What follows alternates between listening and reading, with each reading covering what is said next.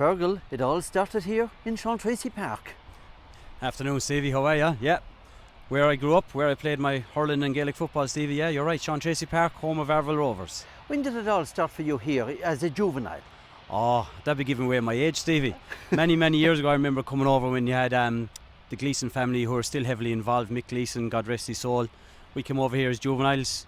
It was just a thing to do, Stevie. We just got involved with the club and we stayed with the club, and your club will always be your club. I just see there's a couple of people down there practicing Cormac Maher and his sister. It's great to see it, isn't it? I see that, Stevie. It's fantastic. The two of them practicing away their skills, which is important. The pitch is open for everyone to use it whenever you want. It's great to see it. It certainly is. I just see Cormac is practicing frees, and of course his sister is poking them out to him. It's great. It definitely is great to see it. But I was only just looking at the facilities here in Shant Tracy Park.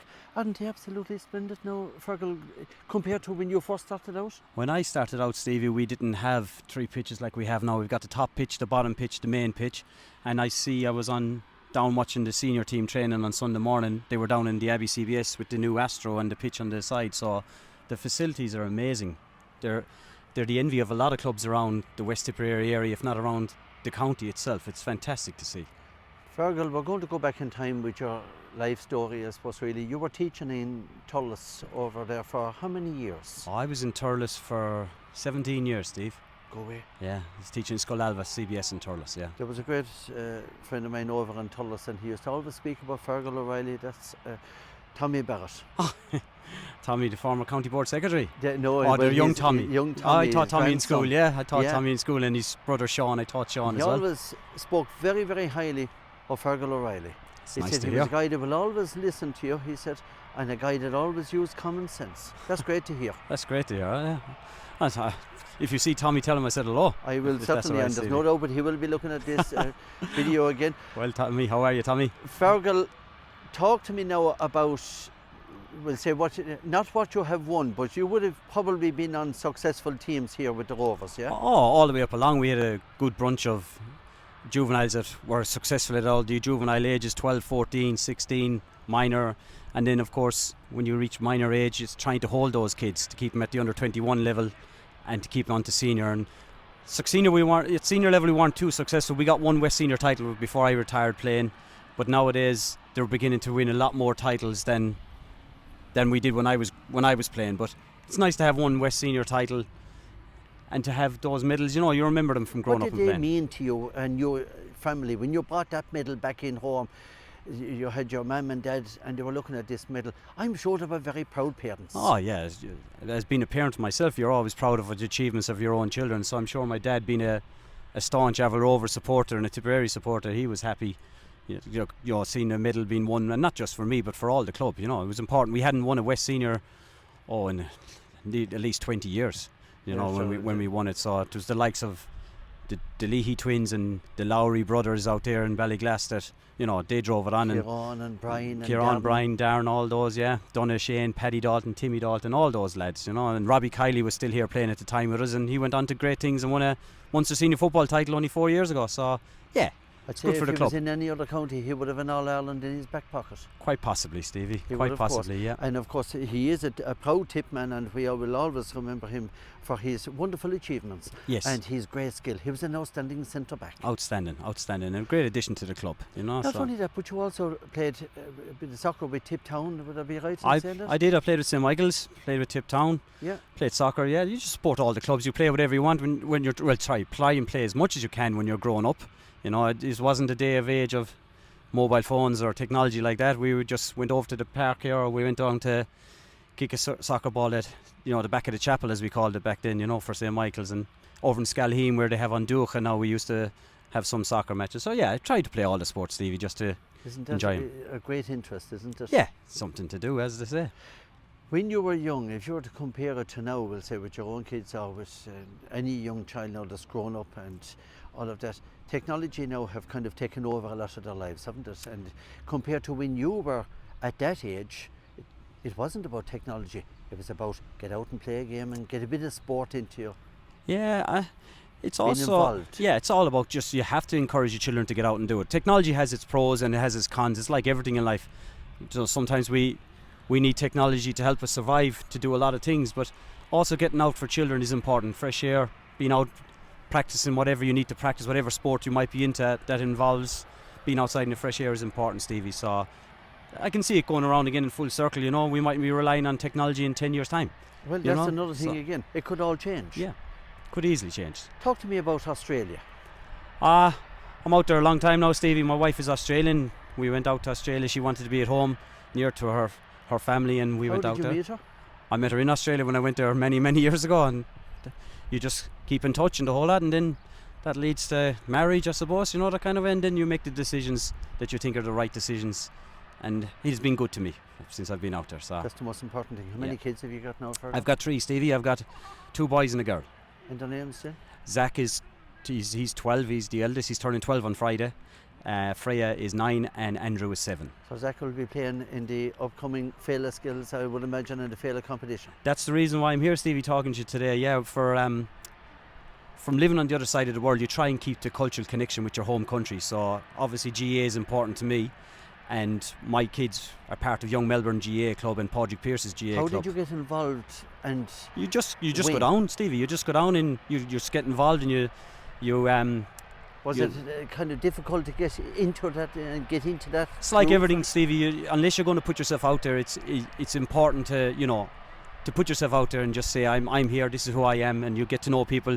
It's difficult in the very first couple of sessions when you know no one, and there might be someone there that knows everybody. And you played yourself over there? I did. I played myself. Yeah, coming towards the end of the latter years of my playing career, I played for Padraig Pearce's, and then Young Melbourne started up, and that was the avenue for all the juveniles. So we go from.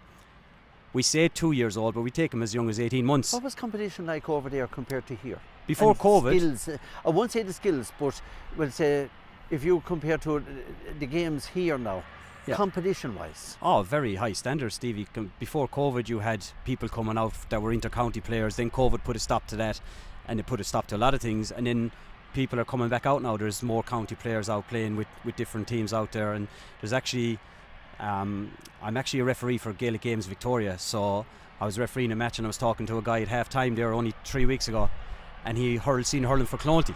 Ronan Heffernan is his name. Oh yes. So Ronan is a fabulous hurler, and he's out there now playing hurling out in Melbourne, but he's coming home, he tells me, for the county championship. So best of luck to Clonty in the county championship, being our only West senior team in the division. We hope they go well. And Ronan, isn't it great to meet people like that? Oh yeah.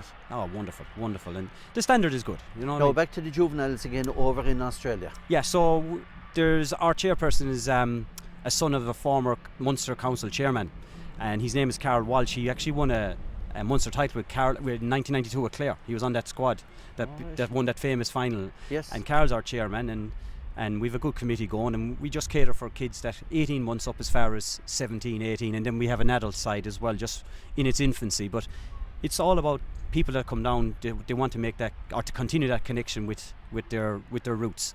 So now when you're playing club football in Australia, I would imagine there's quite a bit of travelling involved in it. Yes, there is. Last year, just give our viewers, Fergal, a rough idea what kind of mileage you put in. Well, last year we travelled for the Australian version of the Feile. We travelled to South Australia. So I went from Melbourne to Adelaide, and it was a 9-hour drive.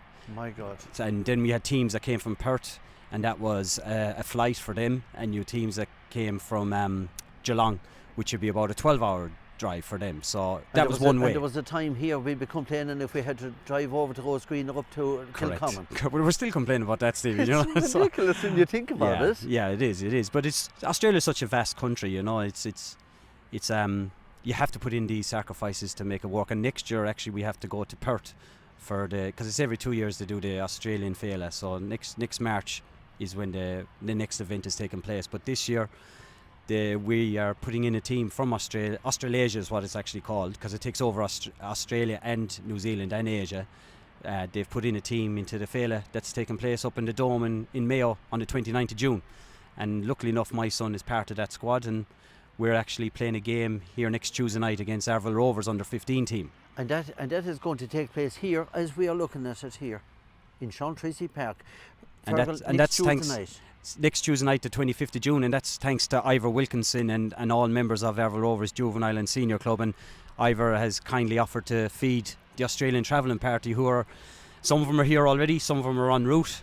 We actually haven't even met as a full squad yet, because 16 of them are from from Perth in Western Australia, 3 are from Victoria where we're based, and 1 is from South Australia. So we actually haven't met as a full squad. We'll meet on Monday. We're playing Selbridge on Monday in the Challenge, Avril Rovers on Tuesday, and then on Thursday we're playing Annadown in Galway in the Challenge, and then the Feile begins on Saturday. We have 2 games. We're in a group of 3 with a team from Fermanagh and Galtier from Waterford. So now, when your team travels over, where are they going to stay locally? Sunday and Monday they're staying in DCU. They're meeting Jarlath Burns on Monday morning. They're doing a tour of Croke Park. Lovely. And they're going, then in the afternoon they're going to meet, on Tuesday morning they're going to meet the Australian Embassy, the Australian ambassador to the Australian Embassy here in Ireland, and then they'll make their way down here on Tuesday, and they'll go to the Rocket Cashel, do the sites around here. And being from Tipperary and I live here, I don't need to do the Rocket Cashel. I've done it so many times, Stevie, and my kids are, because their grandparents are living here in Tiptown. We've seen all that stuff, so we'll meet them here on Tuesday. We'll play on Monday in Selbridge, and then we'll come down ourselves and then meet on Tuesday. Around 6:30, 7? We're playing at 6:30. Yeah, 6:30. and then after the game is over, get a bit of food in us, and then they'll head off to Thomond Village in Limerick, in the University of Limerick. They're staying there, and then they'll go and see the Cliffs of Moher, and we'll head off to Galway on the Thursday to play Annadown. Friday's a rest day. Friday's a big day for Paddy Dalton, good member of Avril Rovers Club. I must attend Paddy's wedding, and that's taking place. And then on Saturday I'll head to the Feile. The only problem, I won't say disappointment I have, is that I won't be able to go to the All-Ireland Minor Hurling Final and support the 2 Rovers boys, David and Adam Ryan. And 2 good young lads. 2 excellent lads. I was there on Saturday at the now, you mentioned semi-final. Paddy Dalton there a moment ago, and of course he's getting married to Aoife Lowry. Yes. And of course Aoife is well known in the club as well. The Lowry family are well known around there, and the Lowrys and the Dalton. So Jimmy and Alina, of course, parents out in Brookville. Yeah. And we wish them the very best of luck and 100%. a lifetime of happiness again to both of them. So, Fergal, it's going to be a unique experience now for your guys coming in from Australia here to Tiptown. Oh, 100%. Some of the kids would have never been in Ireland before. Some of the parents obviously have Irish heritage. Some of them are, and I can't comment. I haven't met all of them. I've actually only met 3 of them, because 3 of them are from Victoria. That's the only 3 that I know.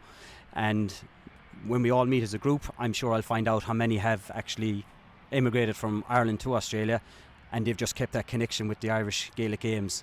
And then there could be some of them that enjoyed playing Gaelic games with their Irish friend and just came down and they wanted to be part of it. So they're going to, hopefully the weather will improve and they'll enjoy the sights that Ireland has to display for them.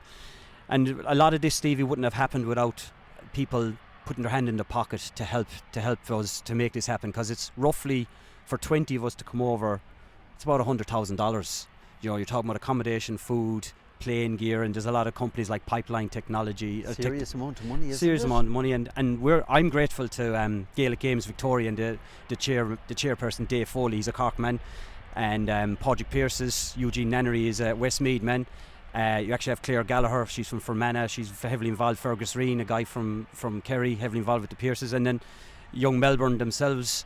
They actually helped us out. They supported some our kids that are travelling, Carol Walsh and all the committee members there, and then a good Gurtnahu man called Kevin Maher that played hurling for Tip.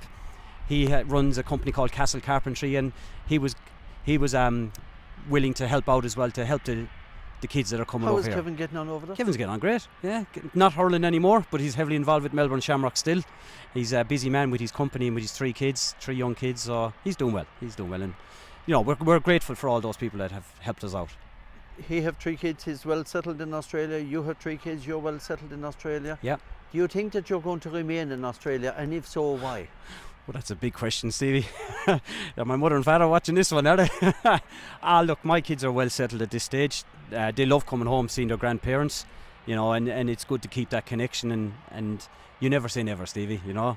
You don't know what will happen from one day to the next. At the moment, we're happy where we are. But Australia is good for you, and it's good to you. Oh yes, it is good to me. It's good, and it's good for it's good to everyone at the moment. You know, that kind of. There's a lot of people coming out there, and they see it's good to experience another side of the world rather than just being, you know.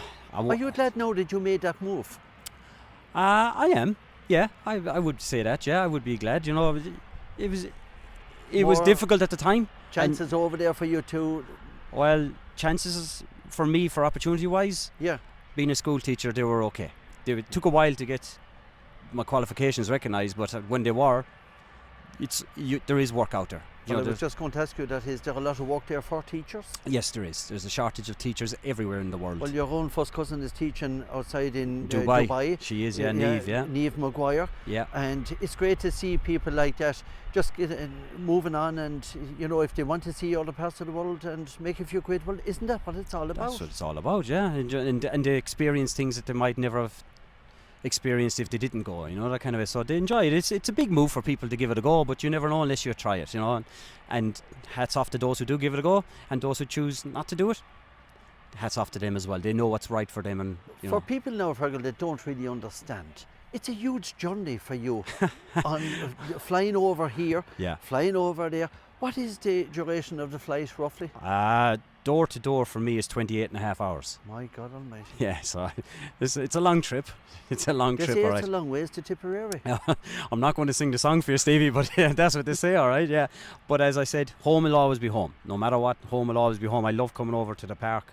I don't know, I think I've been over here 5 or 6 times already since I've come, and just supporting the boys. And there are a good bunch of young lads coming through now, because most of the people that I have played my sport with have all long retired, and then some of them are, like the elder statesmen, are coming to the end of their careers. A few of them have already moved on, like Mikey O'Dwyer has moved away from the club, but he's still involved in some capacity in Kerry now with his family down there. So it's good to come home, and because home will always be home, Stevie, you know, and meet up with people like you and collar me for an interview to talk about I was hoping I was talking about the Feile. I wasn't realise it was like This Is Your Life, Eamon Andrews or something here, you know. But no, it's good, Stevie. I like coming Fergal, home. you should know when you meet me. I should, Stevie, shouldn't I?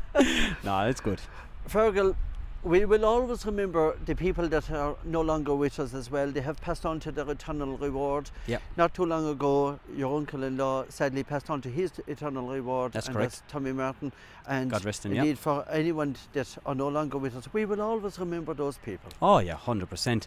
And a lot of good people here in the club have passed to their eternal reward. I think of the likes of Hugh Kennedy, that put in a lot of effort here and put a lot of effort into Tipperary football when it was struggling at the time. You know, of course you always remember the people that put in, and there's always good people behind that are coming through to pick up the mantle of what people have done before. So, you know, and that's what the club is all about. It's like a community, as you know yourself, Stevie, you know. It certainly is. Yeah. Fergal, it's been an absolute pleasure speaking to you. Thanks, and Stevie. Thank you again for joining us here in Shant Tracy Park. It is the home of Fergal Rovers in Tipperary town. Yeah.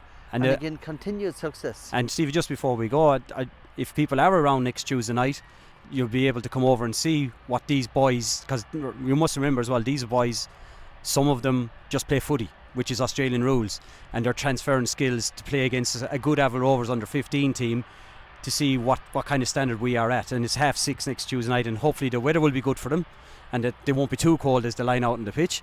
And there's 4 of us over coaching the team. Just 2 boys that I haven't met. One is called Brian, one is called Owen. They're living in Perth, and it takes me 5 hours on a flight to get there. I'm coaching the team along with Carl Walsh, who's the chairperson of Young Melbourne, and then there's a guy who's heavily involved. He's president of the Gaelic Games in Western Australia, so he's on his way as well. He's on it. Tom Murphy's his name, another Clare man. So yeah, if anyone's around next Tuesday night, make your way over and enjoy it. So thanks, Stevie. Fergal, it's been an absolutely fantastic time to have a chat with you here in Shant Tracy Park. It's been a pleasure, and again we wish you the very best of luck in the upcoming Feile, and especially to your wonderful team down under. Fergal, thank you again for joining us here from Shant Tracy Park, Tipperary town. Thanks, Stevie.